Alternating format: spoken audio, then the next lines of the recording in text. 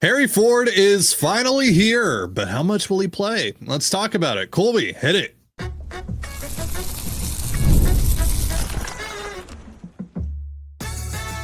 You are Locked On Mariners, your daily Seattle Mariners podcast, part of the Locked On Podcast Network, your team every day.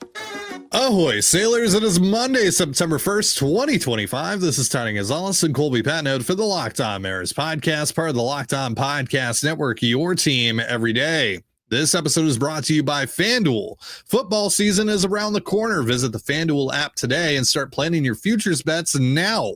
And as always, if you want to hear from me and Colby even more and help support the show, you can check out our Patreon. All you have to do to check that out is click the link in the description of this episode. And with the calendar flipping to September, rosters have officially expanded around Major League Baseball, and the Mariners have made a handful of roster moves, including a very big one. We'll talk about that in a second. It's also Mailbag Monday. We'll answer a couple of your questions as well, but that will have to wait because the Mariners have finally called up top catching prospect Harry Ford to the majors. They have also added infielder Leo Rivas and reliever Luke Jackson to the Major League roster. And to make room for those guys, they have released Donnie Barrels and DFA'd Sauron Lau. Harry, our number 7 prospect in our latest re-rank. And this year with Tacoma, he did pretty much everything you could have hoped for. A /283, 408, 460. That's a 125 WRC plus, 19.2% K rate, 16.2% walk rate, 16 home runs, 74 ribbies, 7 stolen bases, prove that he can stick behind the plate. Checked off pretty much every box, hit for the power that you hoped to see from him in the PCL. So, yeah, it was really just a matter of time. We thought that this was actually going to happen a couple of months ago. When Mitch Garver took that foul ball off the face, neck in Minnesota. They had Harry there on the taxi squad, but he ended up not getting the call, reverted back to the Rainiers, and just continued to hit down there. Had a couple of, weeks here and there where he cooled off a bit, but then he just kind of got right back to it. That's ultimately what you want to see. So again, he checked off every box. He answered pretty much every question that you had about him this year. Now, as a result, he's been rewarded with his first call up to the major league level. And we were wondering if they were going to do this when rosters expanded. The answer is yes. But the question now is, how much will he play? Yeah, it's hard to say right now. I do think that Garver is the primary backup catcher still, especially if something unfortunate were to happen to Cal.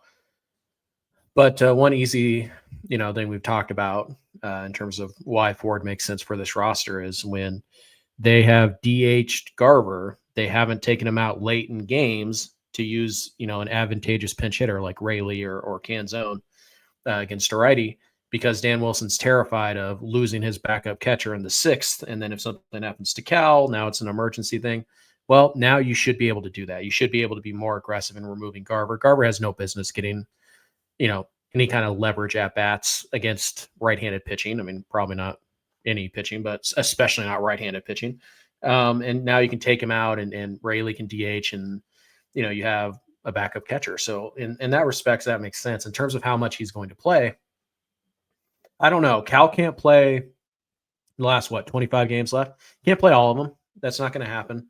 But, he's also been catching the day game after a night game a couple times recently in a row. So it's kind of one of those things. I don't know how much they're planning on using Cal. Is there a point where they clinch, a playoff spot and Cal gets, like 3 DH days in a row and then Garver and Ford? I mean, they might do that just in general because right now they aren't getting much from Cole Young. So they could have Polanco play some more second base, for the time being. And then they could have Cal DH more. And then you can kind of give Harry Ford and Mitch Garver, they could kind of split the job for a couple of days. But yeah, I'm not sure how much he's going to play.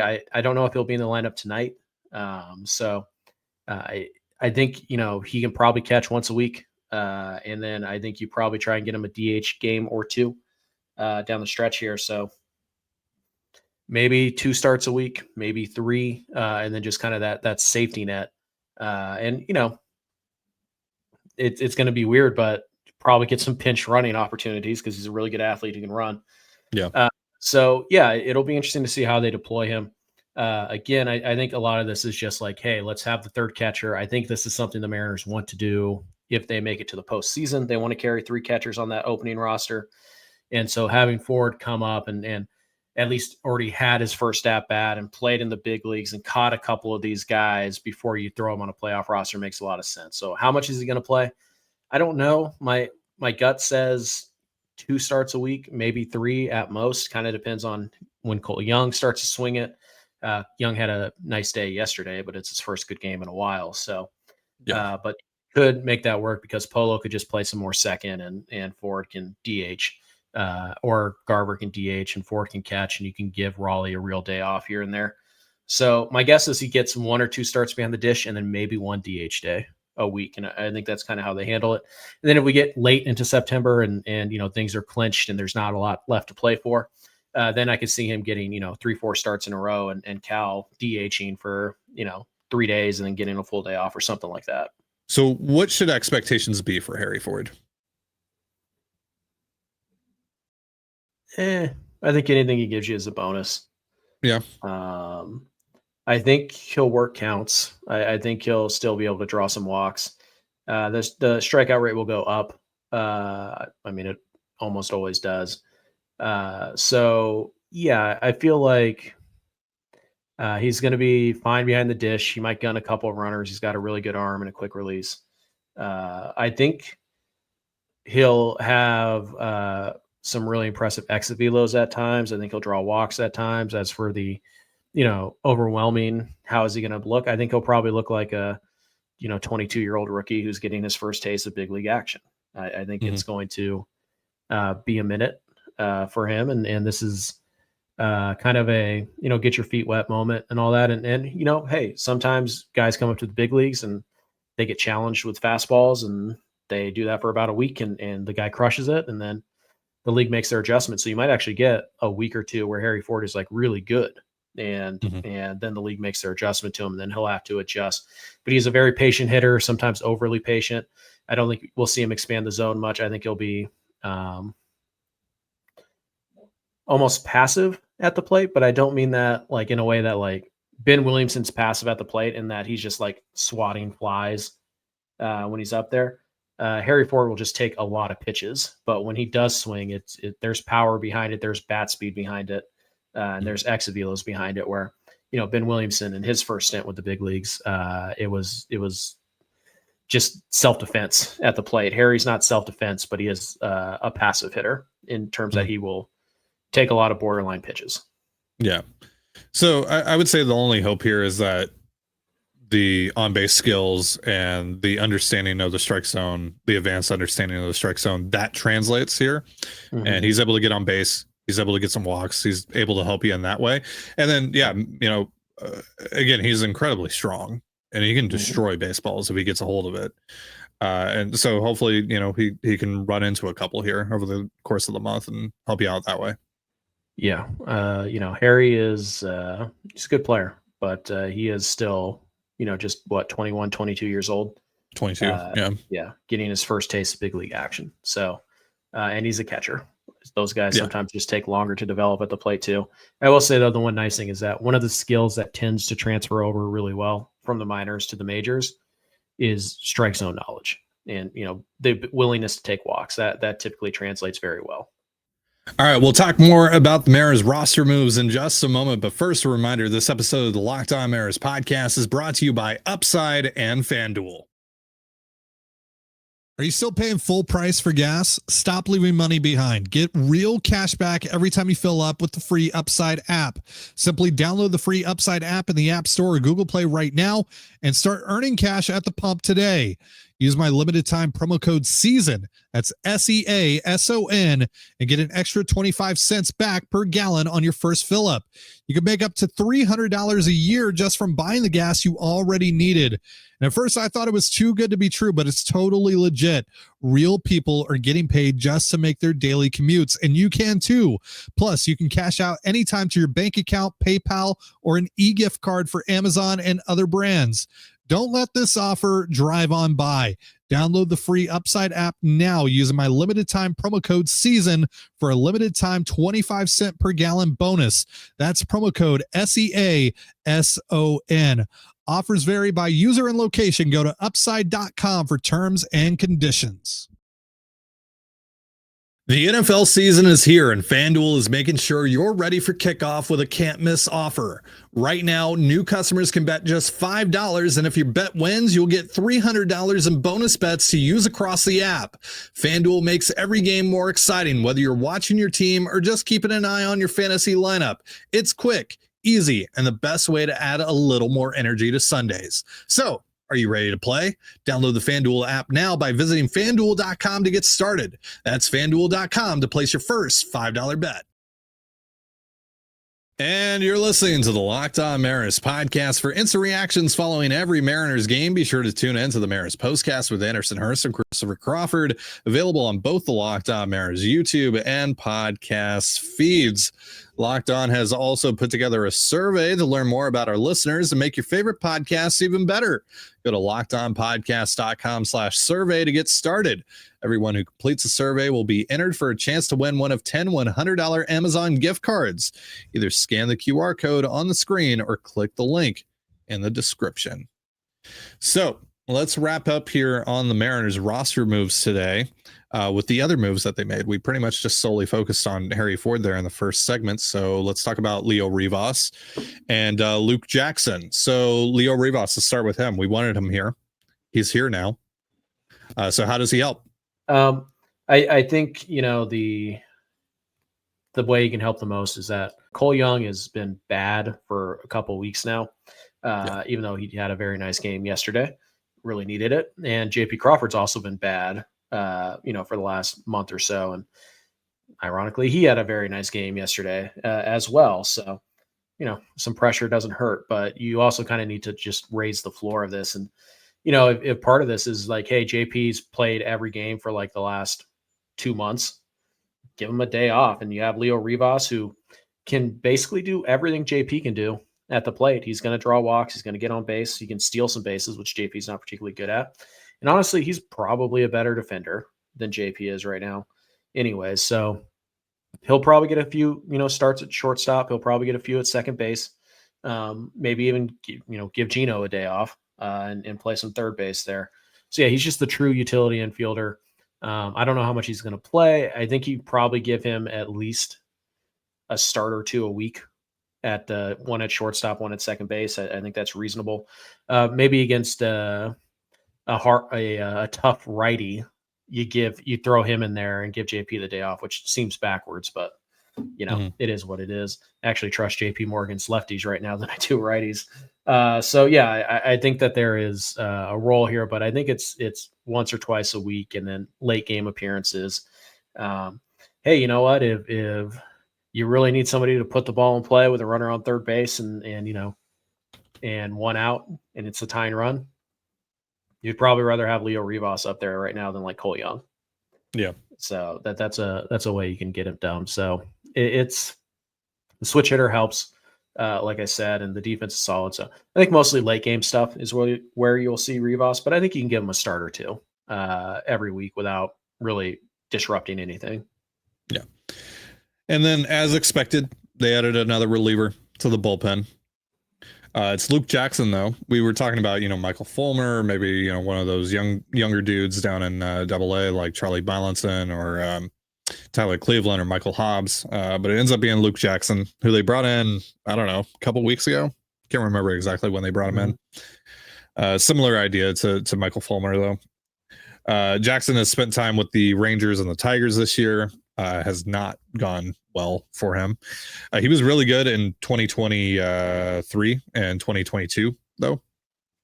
So I the hope here from the Mariners perspective is that they can get him closer to that and not the guy that he's been for the last 2 years, which has run ERAs of 5.09 and 4.54 respectively, and been worth negative 0.4 F4 over that time. You got any thoughts on Luke Jackson? Nope. Just a guy. Yeah. He's just a dude. He's Jackson Coar, probably with worse stuff. He's Taylor. He's just a dude. Watch, I still think Fulmer factors in here at some point. Although he's very similar to Jackson, that it's been a couple years since he's been super useful. The one thing that Jackson has done well this year, and I mean, like the only thing, gets a lot of ground balls. Yeah. It's just usually they're hit 95 miles an hour. So there's a lot of singles in there. So that's not great, but I still think Fulmer is ultimately the guy that they add. He's looked pretty good in Tacoma. And also the Mariners over the weekend, they signed Nick Anderson. Yeah. Former Rays reliever. He could factor in here as well. So I think Fulmer and Anderson might replace Jackson or replace other people in this bullpen. So I think this is just, we feel best about Jackson right now. And maybe I don't know, maybe for Fulmer, there's still a couple of things they want to tweak, or there's still something they're trying to figure out. But Fulmer's pitched quite a bit since he's joined the Rainiers. And so I suspect that he'll be up at some point as well. And then, for Anderson, like Fulmer, like Jackson, it's been a couple of years, but he just got here a few days ago. So they'll probably need to see him 5 or 6 times in Tacoma before they even consider him as well. So I guess Jackson was just kind of the closest guy. The big league. It's weird though, because Jackson he's only thrown 2 1/3 since joining the Mariners organization. Fulmer's thrown I think Fulmer's pitched in 5-6 games already. So I don't know. I think this might just be a very short-term thing. I think Fulmer is ultimately the play here. Taking a shot. There's room for both of them if they really like something in Luke Jackson. So we'll see. But I don't have much to say about this guy. I just whatever. Quick correction on what I said earlier. He didn't pitch in 2022. So 2023 and 2021 were his last 2 good years. In 2021, he had a 1.98 ERA, 3.66 FIP with the Braves, and then with the Giants in 2023, 2.97 ERA with a 3.29 FIP and 33 innings. Was running an 11.61 Ks per 9, which second highest in his career. All right, it is Mailbag Monday after all. We are going to answer a couple of your questions here in just a moment, but first, a reminder: this episode of the Locked On Mariners podcast is brought to you by PrizePicks. This episode of Locked On Mariners is brought to you by PrizePicks, the daily fantasy app where making the right call can actually pay off.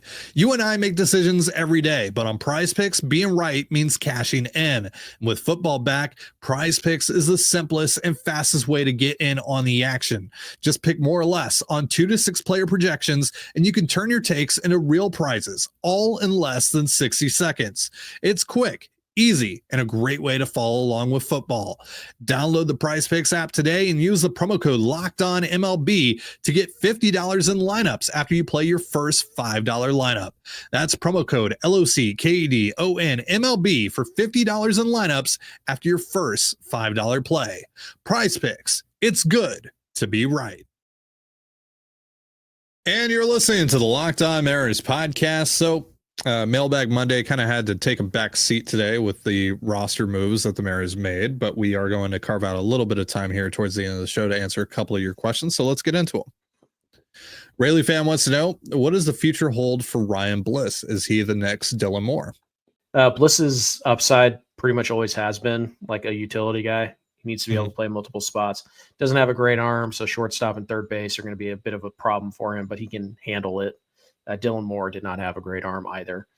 So while he should be primarily a second baseman, if he's going to make this team, like Cole Young's a second baseman, and, that's probably going to be that way for the next half decade. So if Ryan wants to contribute to this team, he's going to have to play multiple positions. And I think it's a role that suits him pretty well. Again, he's got power, surprising pop for his size. We know that. We know he can steal bases. We know he's a really good athlete. Pretty good defensive second baseman.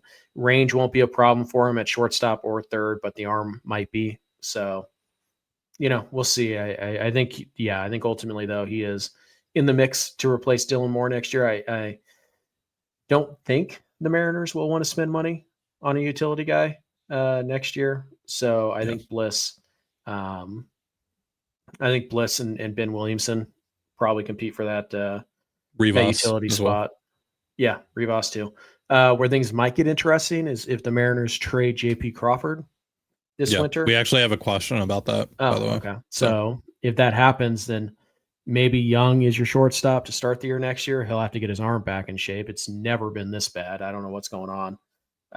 But maybe Young starts at shortstop next year. And then in that way, Bliss is competing with Rivas for the starting second base job next year. Mm-hmm. That might be a possibility as well.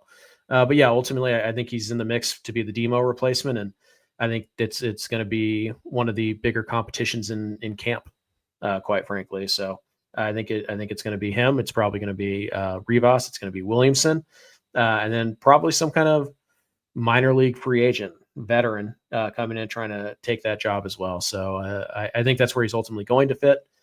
Could he fill that role? Yeah, he could. I think it's a role that suits him pretty well. All right, Michael wants to know. Do you guys think JP's hold on the shortstop job is safe for 2026, or will Jerry consider moving him this winter? I definitely think they should entertain it, especially if they can take advantage of how limited the market is at shortstop and second base, and actually get something for him on top of getting the money off of the books. It's just, what do you do from that point forward? How do you build out the roster from that point forward? Does it actually make sense for you to do it? Yeah. So I think ultimately what's going to happen here, if I had to bet on it today on September 1st, I think JP probably is the shortstop next year, at least to start the year. Yeah. But I think they absolutely will consider it. And I think if they can get a deal that they like, they'll do it.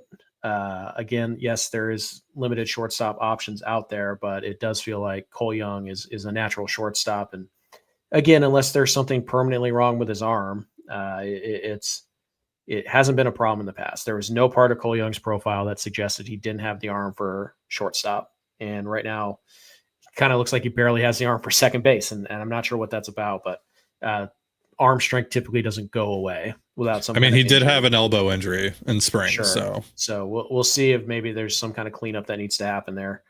But yeah, like Cole Young can probably manage shortstop for a little while. And then you have second base options as well. So, or heck, Leo Rivas again, like if Rivas is just going to hit 250, but he's going to walk 10-12% of the time and play average defense at shortstop, it's basically JP Crawford. I mean, maybe even a little better. I mean, maybe what happens here is they try and keep Gino and Naylor. And just as a result of that, they kind of just have to sacrifice second base, and it's Ryan Bliss or it's Leo Rivas or whatever, and Cole Young at short. I think they should be willing to pull the trigger on JP if they get a deal they like. I don't think they're going to get a great deal. I think you're looking at more of a salary swap or pure salary relief. Like either you're getting nothing interesting for him and you're kind of dumping the $11 million, or you're getting like a player who could help you somewhere else who's making $7-8 million and you're only saving $3 million. So for example, like if you could trade JP Crawford for a like solid 7th, 8th inning type of reliever who's making $8 million, you only save 3, but you also get a bullpen arm that helps you out. Right. So like something like that maybe, but so you're still reinvesting the money. Right. It's just, you're reallocating most of it to a different position of need. So I think they'll consider something like that. I think they'll consider, my guess is they probably are hoping they can get something close to what they gave up for Jorge Polanco. Kind of middle infielders, not great defenders, but pretty good offensive seasons. 2 of the last 3 years, blah, blah, blah, 1 year left at a reasonable price. So I think they'll probably try and spend that. And then with the depressed shortstop market, sure, they might get that, but I do think they'll consider it. But all things I'm considering right now, if I had to bet money today, I would say that JP is most likely the player most likely to be the starting shortstop for the Mariners on opening day of 2026. But we are not even close to being able to say that with any kind of certainty. No, and hopefully we have a lot of baseball to be played beyond this month to focus on before we get to that. Yep. All right, last question of the day comes from Campbell. Best theory on why the 2025 Mariners are turning into T-Mobile Park merchants. Your guess is as good as mine. Because they're the Mariners, and when you think you've seen it all with this team and this organization, they find another way to surprise you and bring yet another thing that makes absolutely zero sense to the table. My best guess is that when they throw the noise meter up there, it's a code, and like green is like breaking ball and red is like fastball. Right. So that's I thought you were going to say it was like a Winter Soldier code. Kind like of activates them a little bit. Yeah, just I don't know. They just play subliminal messages that are hot dogs. August 28th, blah blah, whatever the secret code is, and they go from there. I don't. Maybe they told the Mariners, like, if you don't score X number of runs by the 8th inning, we don't do hot dogs from heaven, and like that's everybody wants to see that. So I don't have a good answer for you. The offense, it's understandable that they would win more games at home than on the road. A lot of teams do that, but for the offense to be better at home than it is on the road, I have no answers for you. Probably they can hit at the most hitter suppressive ballpark in the entire sport, but anywhere else they're like, I don't know what to do. What's more than likely, like seriously, what's more than likely the explanation of this? Cluster luck. Sure. But yeah, it is weird and it is noticeable, and it's really only been that way since the All-Star break, though, or since the deadline, I should say, is for the last month or so. And what's changed in the last month? I don't know.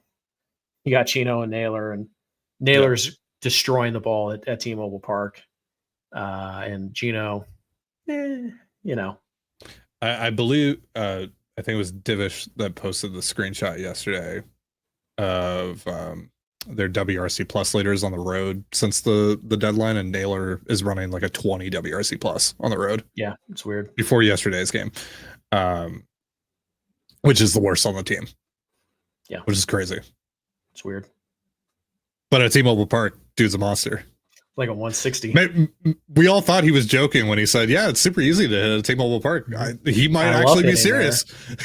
I mean, statistically speaking, before he came here, that was a joke because he was like a 200 hitter with like a 220 on base. But one thing to keep in mind is that, like, whenever we talk about players struggling at T-Mobile Park, it's like, yeah, the park doesn't help, but also before this year, the Mariners pitching was really good too. Like that's also part of why people struggle at T-Mobile Park.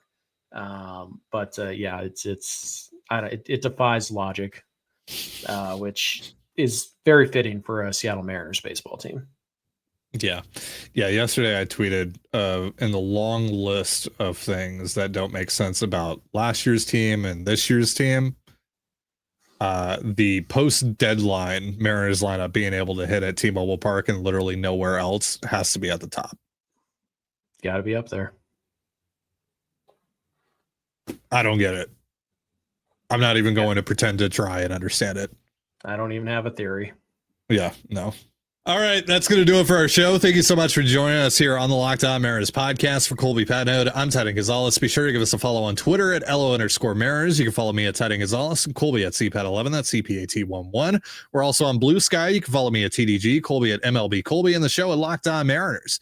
You can also find us on Instagram at Locked On Mariners. Have yourself a beautiful baseball day, and we'll see you next time. Peace.